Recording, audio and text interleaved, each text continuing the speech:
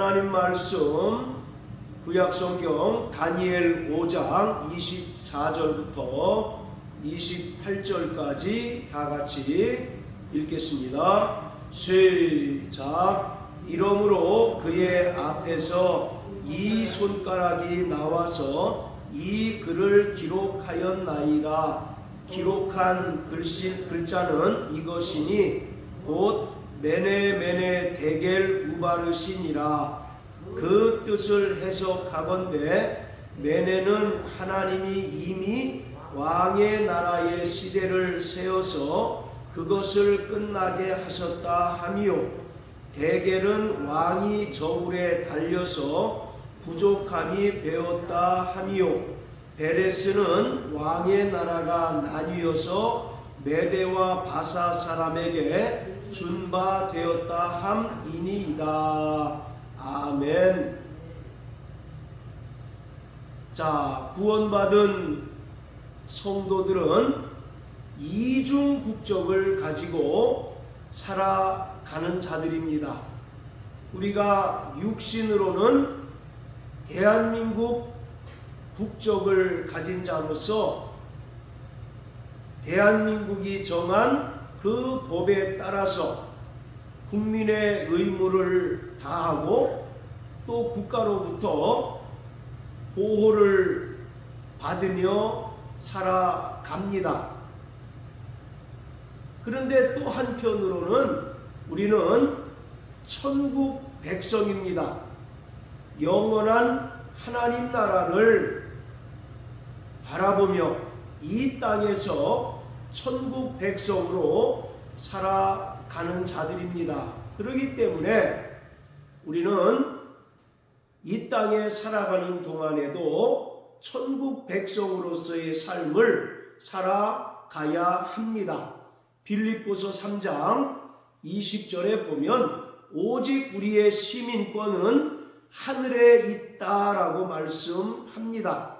비록 우리가 이 땅에서 나는 것을 먹고 이 땅에 나는 것을 취하면서 살아가지만 우리는 궁극적으로 저 영원한 하나님 나라 백성입니다. 자, 이처럼 우리는 이중 국적을 가지고 살아가는 자들입니다. 말씀드린 것처럼 우리가 이 땅에 태어나면서 대한민국 국적을 취득하며 대한민국 국민으로서 살아가고 또 한편으로는 영원한 천국 백성으로 살아가게 됩니다. 우리가 이 땅을 살아가는 동안 인간이 세운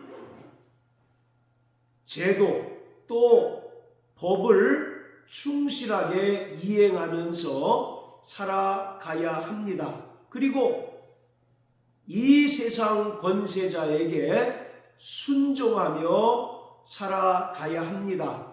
로마서 13장에서 말하기를 이 세상의 모든 권세는 다 하나님께로부터 왔다고 말합니다. 그렇기 때문에 우리가 이 땅을 살아가는 동안 세상 권세자에게 또 인간이 세운 제도에 순종하며 살아가야 합니다.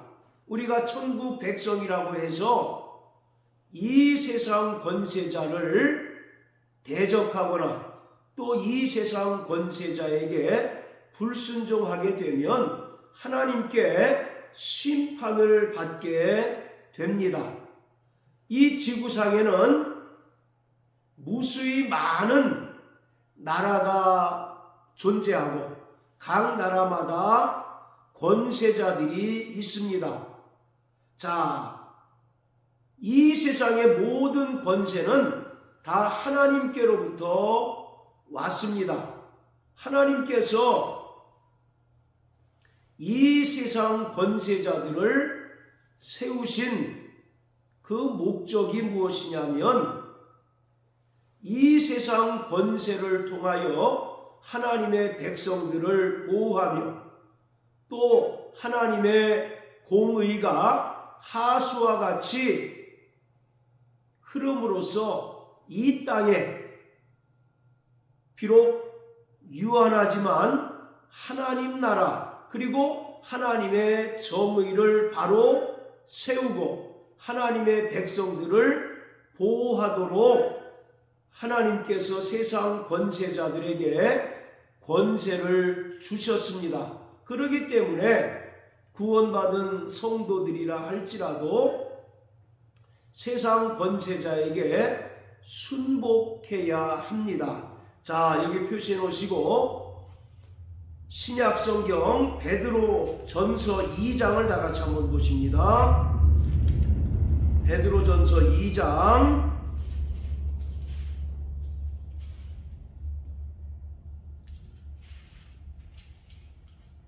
자, 13절, 14절 같이 한번 읽겠습니다. 시작. 인간의 세운 모든 제도를 주를 위하여 순복하되 혹은 위에 있는 왕이나 혹은 악행하는 자를 징벌하고 선행하는 자를 포장하기 위하여 그의 보낸 방백에게 하라. 자, 인간이 세운 제도와 또 왕에게 순종할 것을 명령하고 있습니다. 왜냐하면 모든 권세가 다 하나님께로부터 왔기 때문입니다. 모든 권세가 하나님께로부터 왔기 때문에 이 세상의 권세 또한 하나님께서 부여하신 거예요. 그렇기 때문에 세상 권세자와 또 악행하는 자들을 징벌하고 선행하는 자들에게 선행하는 자들을 상 주기 위하여 보낸 방백에게 순종하라고 말합니다. 모든 권세가 다 하나님께로부터 왔기 때문입니다. 그리고 하나님께서 이 세상에 왕이나 권세자를 세우신 목적은 하나님을 대리하여 이 땅에 하나님의 정의와 하나님의 공의가 하수와 같이 흐르도록 하기 위함이고 하나님의 백성들을 보호하도록 하기 위함입니다. 아무리 세상 권세를 가진 자라 할지라도 이러한 하나님의 뜻을 저버리는 자는 하나님께서 반드시 징벌하시고 또 하나님께서 심판하십니다. 자, 다시 다니엘서 5장으로 돌아갑니다. 이 다니엘서 5장의 배경은 BC 586년에 이스라엘이 바벨론의 느부갓네살 왕에 의하여 나라가 완전히 멸망을 당합니다. 그리고 하나님의 성전도 돌 위에 돌 하나도 남지 않을 만큼 완전히 파괴되었습니다. 그뿐만 아니라 이스라엘 백성들이 바벨론으로 끌려가서 70년간 포로 생활을 합니다. 바로 이 다니엘서는 이스라엘 백성들이 바벨론에 70년간 끌려가서 살던 그 상황을 배경으로 하고 있습니다. 자, 그런데 오늘 다니엘서 5장 1절부터 4절까지를 보면 벨사살이라고 하는 바벨론 왕이 귀인 1,000명을 위해서 잔치를 배설합니다.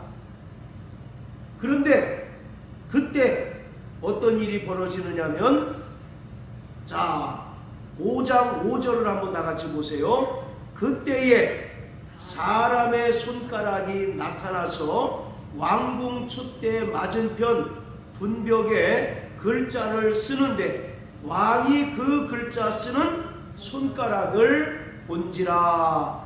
자, 벨사살이라고 하는 왕이 귀인 1,000명을 위해서 잔치를 베풀고 또 그들과 함께 술을 마시고 있었습니다. 그런데 느닷없이 사람의 손가락이 나타나서 분벽에 글자를 씁니다. 이 벨사살 왕은 글자 쓰는 그 손가락을 본 거예요. 그러자 벨사살 왕은 그 얼굴이 사색이 됐습니다. 귀인 1000명과 함께 흥겨운 잔치를 베풀고 술을 마시고 있는 중에 손가락이 나타나서 분벽에 글씨를 쓰는데, 그것을 보자 이 벨사살 왕의 얼굴이 사색이 됩니다. 바로 벨사살 왕은 누구냐면 이스라엘을 멸망시킨 느부갓네살의 아들이에요. 아버지를 이어서 벨사살이 왕이 되었습니다. 그런데 느닷없이 손가락이 나타나서 그 분벽 위에 글씨를 막 쓰는 겁니다. 그것을 보자 이 벨사살 왕이 사색이 되었어요. 그래서 그 바벨론의 유명한 학자들을 불러가지고 그 글자가 무슨 뜻인가를 묻고 해석하라고 했습니다. 그런데 아무리 유식한 학자나 또는 학문이 뛰어난 자랄지라도 도무지 그 글자를 해석해내지를 못하는 거예요. 그러던 중에 10절에 보면 태우가 나타나서 거룩한 신들의 영이 있는 사람이 있다라고 말하면서 다니엘을 불러 올릴 것을 요청합니다. 그래서 이 벨사살 왕이 다니엘이라고 하는 유대 청년을 급히 불러오라고 명령합니다. 바벨론은 그 당시에 세계를 호령하는 대제국이었어요. 학문도 뛰어난 나라였습니다. 그런데 그 분벽에 쓰여진 글씨를 아무도 해석해낼 수가 없었던 겁니다. 저 글씨를 해석하게 되면 내가 큰 상을 베풀겠노라고 얘기했지만 아무도 그 글씨를 해석해내지를 못해요. 그러던 중에 태우가 와서 성령에 감동된 다니엘이라고 하는 청년이 있는데 그 청년을 부르면 그 청년은 저것을 능히 해석해낼 수 있을 것입니다 라고 했더니 벨사살 왕이 그 신하들을 불러가지고 다니엘을 빨리 불러오라고 요청합니다. 그래서 다니엘이 왕 앞에 도착하게 됐어요. 그리고 나서 다니엘이 그 분벽 위에 쓰여진 글씨를 해석해 냅니다. 그것이 오늘 우리가 읽었던 24절부터 28절까지의 내용이에요. 바벨론의 학자나 뛰어난 학문을 가진 자가 없어서 해결을 못한 것이 아니라 바로 그 쓰여진 글자는 하나님의 놀라운 뜻이 담겨져 있기 때문에 다니엘과 같이 성령 충만하고 또 성령에 감동된 자들만이 해석해낼 수 있었던 것입니다. 자, 25절에 보면 그 분벽에 기록된 글자는 이것입니다. 메네 메네 데겔 우바르신. 자, 따라하세요. 메네 메네 데겔 우바르신. 예, 무슨 꼭 주문 같은데 메네 메네 데겔 우바르신이라고 그 분벽에 글씨가 쓰였습니다. 그러면서 이제 한 글자씩 다니엘이 해석해내는데 바로 메네라고 하는 뜻은 하나님이 이미 왕의 나라의 시대를 세워서 그것을 끝나게 하셨다라는 뜻입니다 라고 말합니다. 바로 메네라고 하는 말은 숫자를 세웠다라는 뜻이에요. 바로 하나님께서 바벨론 나라의 그 시대를 이미 세웠다라는 그런 의미입니다. 자, 그리고 또 데겔이라고 하는 말은 왕이 저울에 달려서 부족함이 배었다 하는 뜻입니다 라고 말합니다. 이 데겔이라는 말은 저울에 달다라는 뜻이에요. 즉 하나님께서 벨사살 왕을 저울에 달아서 평가하니 하나님의 기준에 한참 못 미치더라 그런 뜻입니다. 자, 그리고 마지막 우바르신이라고 하는 뜻은 나뉜다라는 뜻이에요. 둘로 나뉜다라는 뜻입니다. 그래서 당신의 나라가 메대와 바사 사람에게 준바되었다 하는 뜻입니다 라고 해석을 해냅니다. 그러니까 이 말을 종합하자면 이제 당신의 시대가 끝났습니다. 하나님께서 당신을 평가하셨는데 당신은 하나님의 기준에 한참 못 미치고 또 바벨론의 시대가 이제 끝났기 때문에 하나님께서 바벨론을 멸망시키고 바벨론을 메대와 바사 나라로 이양하실 것입니다 라는 뜻입니다. 28절에 보면 메대와 바사라는 나라가 있는데 이것이 지금 미국과 싸우는 이란입니다. 이란. 바로 메대와 바사라고 하는 나라가 지금의 이제 이란이에요. 바사라는 말은 페르시아라는 뜻입니다. 이란의 옛 지명이 옛 이름이 바로 페르시아였어요. 자, 이처럼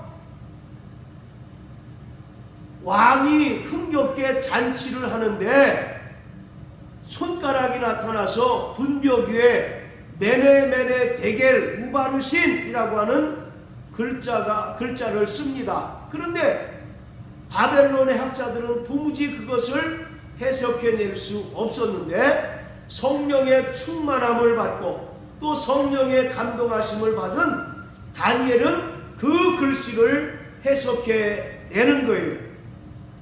바로 그 글씨를 해석한 결과 이제 바벨론의 시대가 끝났고 또 왕의 시대도 끝났고 바벨론이 멸망을 함으로써 메대와 바사라고 하는 두 나라로 찢어지게 될 것입니다. 바로 나뉘게 될 것입니다 라고 기록한 것입니다.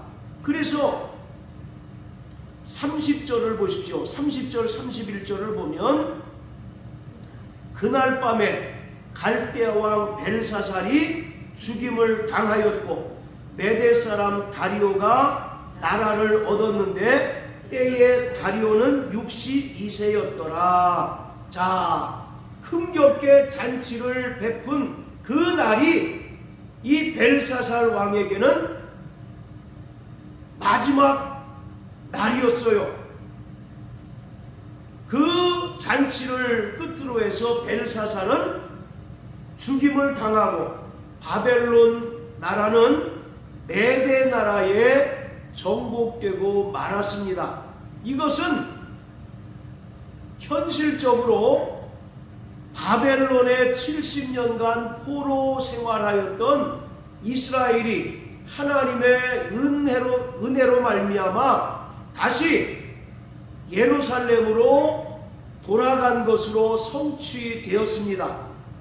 BC 586년에 이스라엘은 바벨론 느부갓네살 왕에 의하여 멸망을 당하고 또 하나님의 성전이 파괴되고 하나님의 백성들인 이스라엘이 바벨론의 70년간 포로 생활을 했지만 하나님께서는 바벨론을 멸망시키고 또 벨사살 왕을 죽게 하셔서 이제 메대와 바사라고 하는 나라를 세우심으로 이스라엘에게 은혜를 베푸셔서 그들이 다시 예루살렘에 돌아가서 하나님의 성전을 짓도록 하였습니다.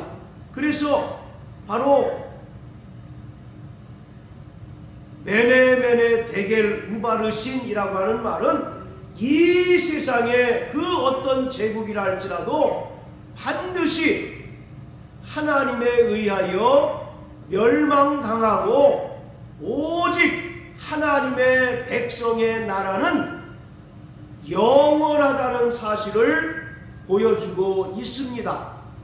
비록 이스라엘이 바벨론에 의하여 70년간 포로 생활을 하지만 하나님께서 은혜를 베푸심으로써 바벨론을 멸망케 하시고 이스라엘을 다시 예루살렘으로 돌아가게 하셔서 그곳에서 하나님의 성전을 짓고 또 하나님을 섬기며 살도록 은혜를 베푸신다는 것을 말하고 있습니다. 이 벨사살 왕은 철저히 하나님을 대적하고 또 하나님의 주권을 부정하는 자였습니다. 자, 5장 1절부터 4절까지 한번 읽어보겠습니다. 다니엘서 5장 1절부터 4절까지 시작. 벨사살 왕이 그 귀인 1,000명을 위하여 큰 잔치를 배설하고 그 1,000명 앞에서 술을 마시니라. 벨사살이 술을 마실 때에 명하여 그 붙인 느부갓네살이 예루살렘 전에서 취하여 온 금은 기명을 가져오게 하였으니 이는 왕과 귀인들과 왕후들과 빈궁들이 다 그것으로 마시려 함이었더라. 이에 예루살렘 하나님의 전 성소 중에서 취하여 온 금 기명을 가져오매 왕이 그 귀인들과 왕후들과 빈궁들로 더불어 그것으로 마시고 무리가 술을 마시고는 그 금, 은, 동, 철, 목,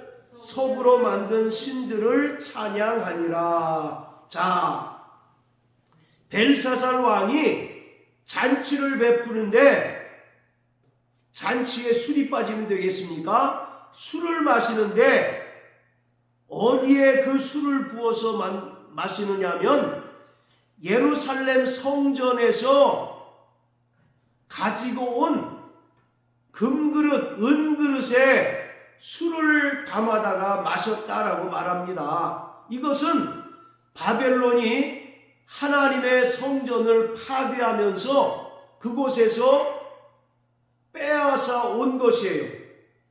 이것은 하나님께 거룩하게 구별하여 드린 것이었습니다. 그럼에도 불구하고 이 벨사살 왕은 하나님의 성전에서 가져온 금그릇, 은그릇으로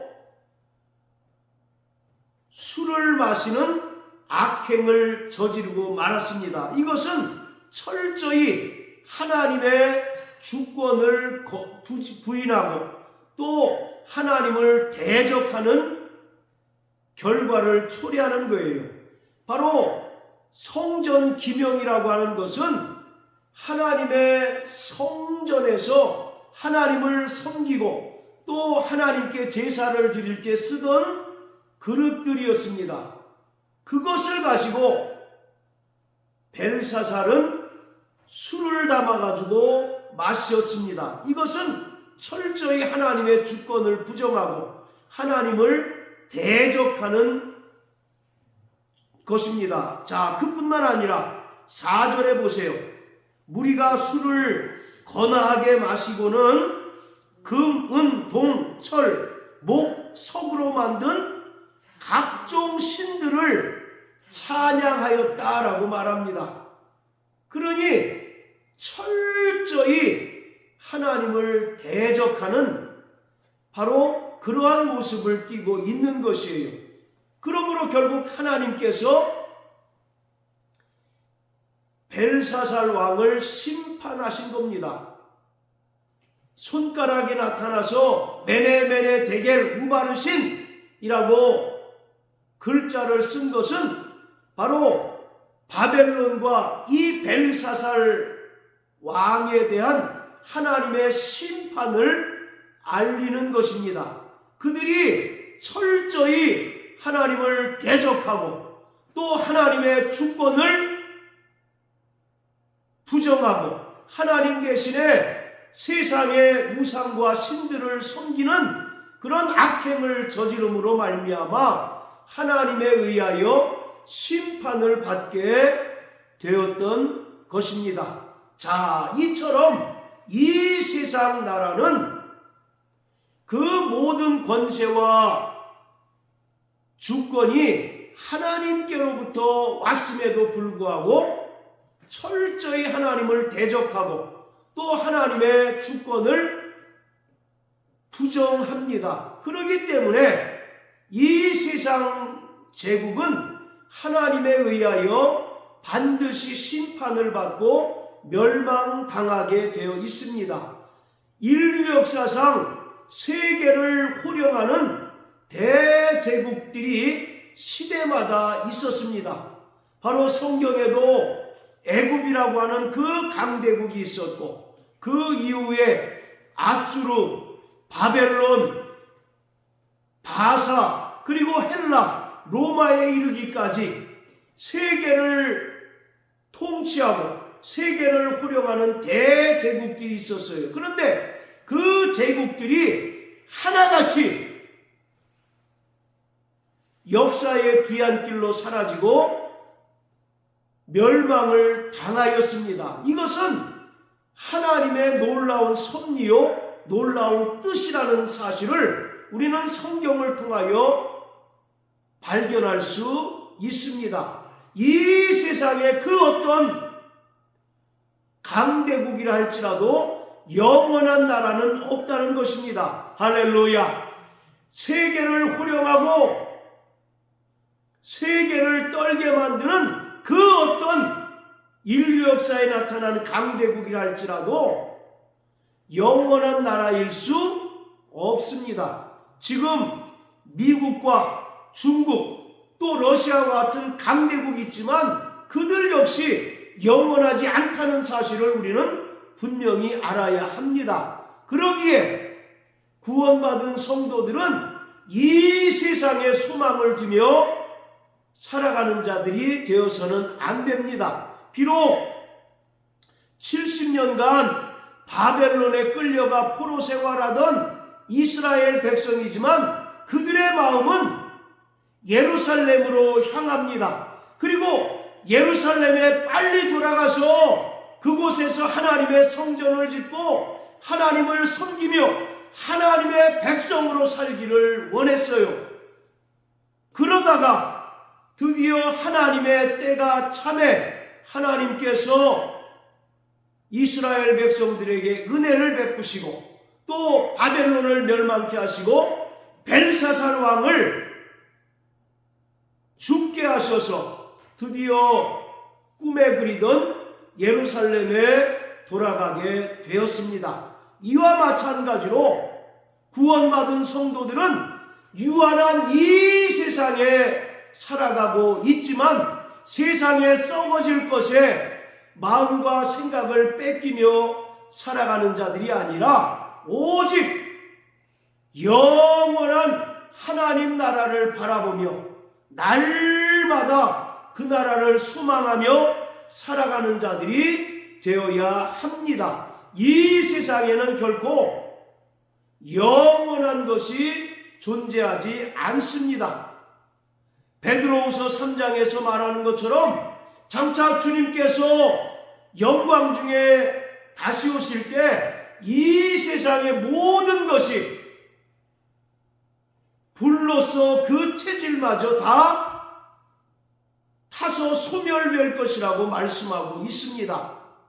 우리가 그토록 갖기를 소망하는 금과 은과 각종 보석들도 언젠가는 그 체질마저 불에 타서 완벽하게 소멸된다는 것입니다. 그러기에 우리는 이 세상에 소망을 두며 살아가는 자들이 아니라 하나님께서 우리를 위하여 예비하신 저 영원한 나라를 바라보며 날마다 그 나라를 향하여 순례자의 삶을 사는 자들이 되어야 합니다. 할렐루야. 창세기에 보면 하나님께서 아브라함의 조카인 롯에게 말씀합니다.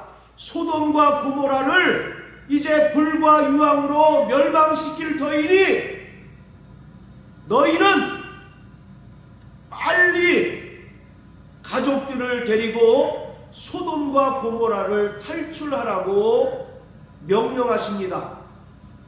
그러자 롯이 그 사위들에게, 딸의 남편들에게 이 이야기를 했더니 사위들이 뭐라고 얘기합니까?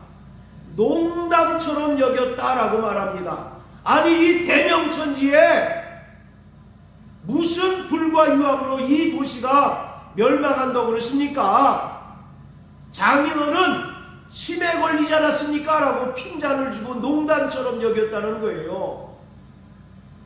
그러다가 하나님의 때가 되자 하나님께서 롯에게 말씀하신 것처럼 불과 유황이 소돔과 고모라 땅에 쏟아집니다. 그러자 그 웅장하고 화려했던 고대 도시인 소돔과 고모라가 하루아침에 잿더미로 변하게 됩니다.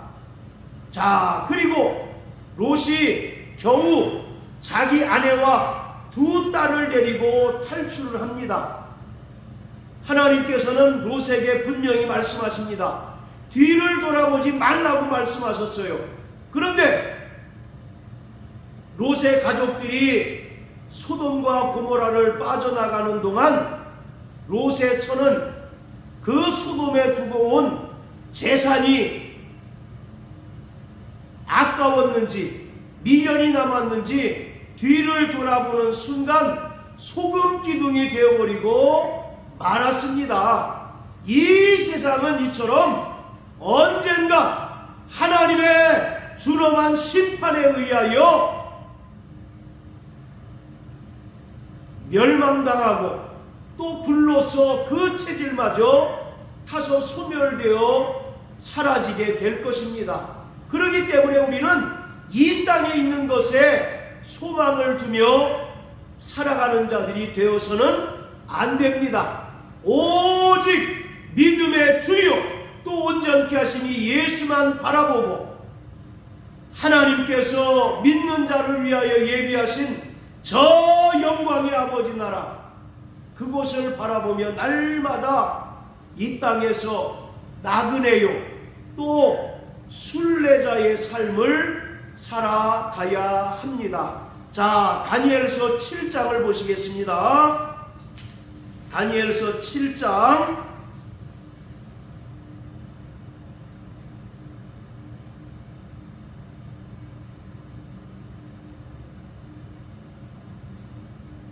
자, 18절입니다.